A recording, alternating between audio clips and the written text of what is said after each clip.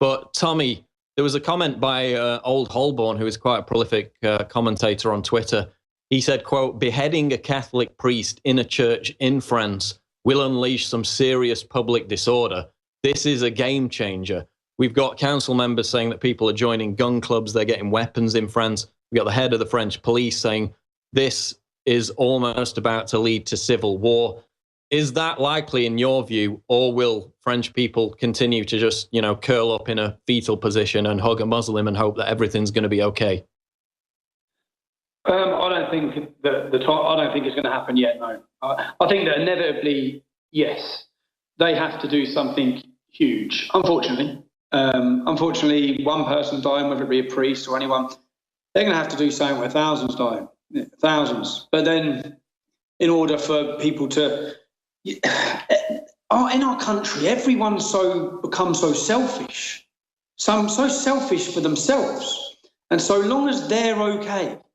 And even if they've moved out, I see it even with my friends, who they've made a bit of money and they're all working and they've all got jobs and they're all mortgaged and financed up to the top that they can.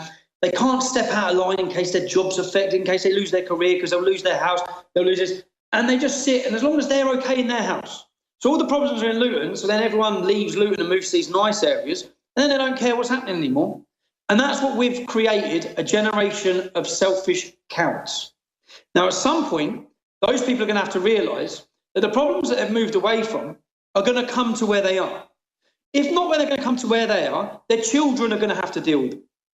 Now, once people accept that, once the British public understand the reality of Islam and the agenda and what it's going to bring, once people understand that, I believe we'll see a revolution style of a revolution, because people...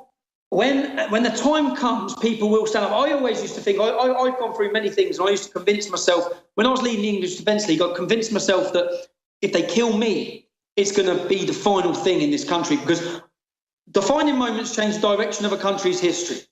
Bloody Sunday changed the direction of not Northern Ireland. Who knows what that moment's going to be? But if it's not a soldier being beheaded like Lee Rigby, if it's not a Catholic priest being beheaded in his church, what the hell is it going to be? When are people going to rise up? When are people going to stand up? When are people going to look at themselves and take a hard, long look at themselves? And every Englishman or every European man who's watching this and reading this and listening to this, when are you going to do so? What are you going to do? If you can't, everyone has a role to play. I'm not saying go out and start rioting, start killing, start kicking off. But people, even when marches are organised or rallies are organised, people are scared to go on them. Well, you can't be scared. And it frustrates me even at my own country's men. It just frustrates me. I think, what have we become? When you look at our history and you look where we come from and you look at our forefathers and what people gave and sacrificed in order to hand down this beautiful country to us, this beautiful lifestyle, this beautiful freedom, and you're just letting it all go. We're letting it go bit by bit by bit. And the future, Americans who are watching this, you have an opportunity, you have a chance to change the world, to save the world in your next election. Because if you vote for if Hillary Clinton is elected as a world leader, it's going worse. And that's every time you think it can't get worse or the future can't get any more depressing, it does. But then you see currently, I see people shining through and people coming through and politicians, whether it be Marie Le Pen, whether it be Geert Wilders, whether it be Donald Trump.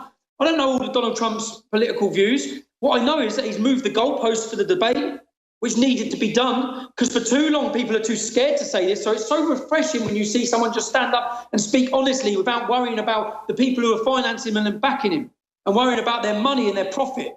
So I think that I always